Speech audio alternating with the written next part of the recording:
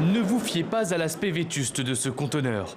Il renferme en réalité un trésor littéraire. Une librairie vieille de seulement 3 semaines que Luc Pinto-Barreto a décidé d'ouvrir sur un emplacement de choix, le parvis de la gare de Saint-Denis. 90 000 personnes y passent chaque jour. L'idée c'était d'être dans l'espace public, comme un peu les food trucks et tout, mais pour vendre des livres au lieu de vendre de la nourriture. Et c'était aussi l'envie de participer un peu à la vie du quartier, être un peu un acteur du quartier sans être dans la plainte de tout ce qui pouvait se passer de moins bon, on va dire. L'objectif de Luc est simple, travailler pour ceux qui n'osent pas franchir la porte des bibliothèques ou des boutiques.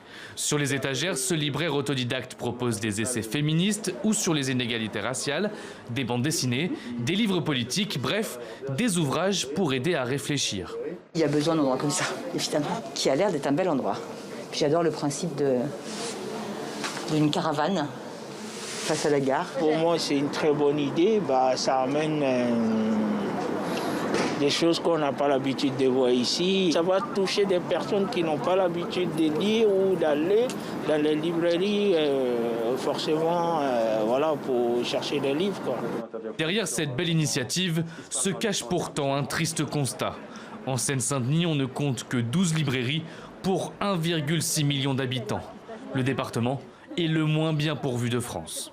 C'est vrai que cette librairie, on va dire, pas mobile, parce qu'elle n'est pas mobile, mais en tout cas, dans son format très créatif, on était évidemment ravis de la voir s'installer sur le territoire, à la fois de la Seine-Saint-Denis et de Saint-Denis, parce qu'on en manque vraiment sur le territoire, et j'espère que ça donnera peut-être d'autres idées. Luc, lui, voit plus loin. Il va bientôt mettre en place des événements littéraires pour être plus qu'une librairie, un lieu de vie.